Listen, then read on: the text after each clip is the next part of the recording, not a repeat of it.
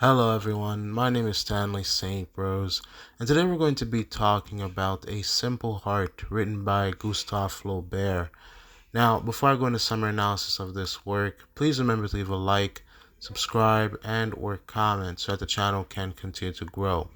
Now, before I go into summary analysis of this work, please remember to leave a like, subscribe, and/or comment so that the channel can continue to grow. Now, within this work, we meet a maid by the name of Felicite, and I have to say that A Simple Heart is a very sad story. This maid, she's a really good maid, but again, she leaves a very sad life. She works for this Madame Albane, and Madame Albane, everybody just dies within her life. Her husband dies, leaving her in a lot of debts. Her daughter later dies. Her lawyer was stealing from her and dies. Um, Everyone dies. She has family members that's just dropping dead, and then later she dies. And even Felicite, the maid, she dies. Everybody dies within this work. We do journey throughout the life of Felicite, and it's a very sad life. There's a point where this guy that she was dating almost raped her, and then afterwards he apologized and they start a relationship. Victor is another guy that she was interested in, or they had a really close bond, or even we can even talk about maybe they were going towards love because of how devoted and close she was towards her, or at least that's my interpretation. Because when he leaves on a ship, she goes after him to say goodbye, and she just sees him on the ship going away, and when she learns that he dies, she's heartbroken. Um, and then just everybody just ends up dying. Paul, the son of Madame Albane, he survives. He marries a terrible, not that good of a woman, and that woman just pretty much sells all of the mother's stuff after she dies.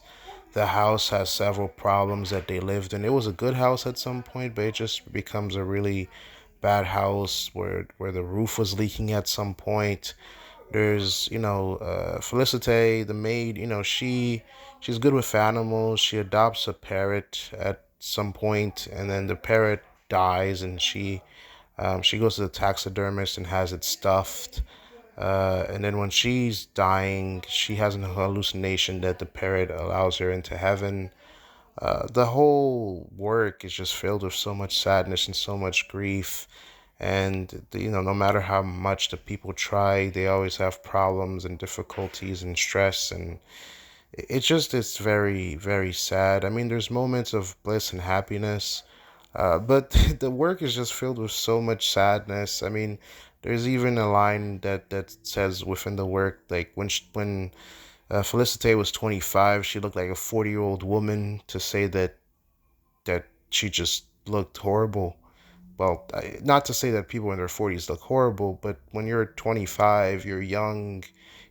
That's when you're at your youth. You're beautiful. You're young. You have stamina. You can run. You can do whatever you want at 25. The world's your oyster. That's when, for women, you could do whatever you want. I don't know, at 25, if you want to have 10 kids, 20 kids, you can.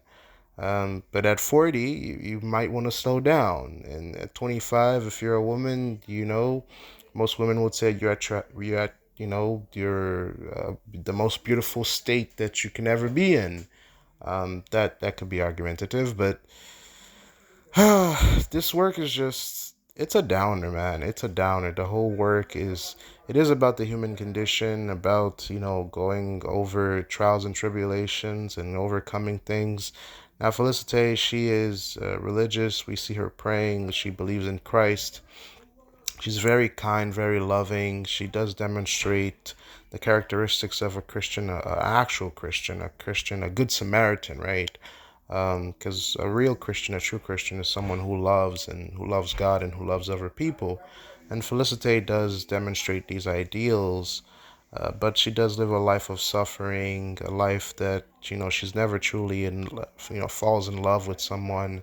that loves her back the same way, and her life ends in, in some type of hope.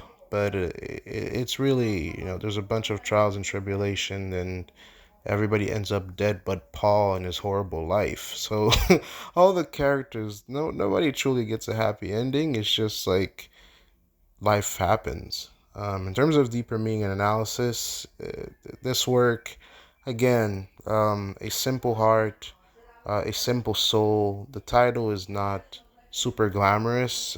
It's it is matters of the heart. It is matters of reality. It is matters of society and the struggles of life and how we try to overcome them and how we try to cope.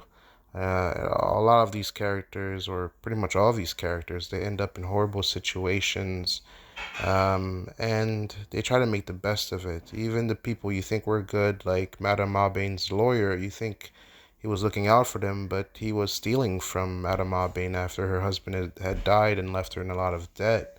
So, yeah, I mean, the human condition, when this does make you think about life, when you think about all the human suffering that are going around the world, you think about China, Africa, the Middle East, India, the Caribbean, the poverty that exists on every continent. It's not just, there's some poor countries and there's some rich countries, but to tell you the truth, there is human suffering in every country. In America, it might be a rich country, but there's some cities in America that are worse than third world countries. The homelessness, the hunger, the poverty, it's ridiculous. So it doesn't just exist in poor countries or in rich countries. It's just the human condition. There's all types of suffering. It's not suffering because of lack of money. There's matters of the heart. There's matters of life. There's matters of class. And a simple heart or a simple soul, whatever title, because this work goes by two titles. Whatever you go by, there's a lot of struggle. And this work, it's not a Disney ending. It is an ending that's grim. So that's my take on it. Please remember to leave a like, subscribe, and or comment, and I'll see you guys in the next video.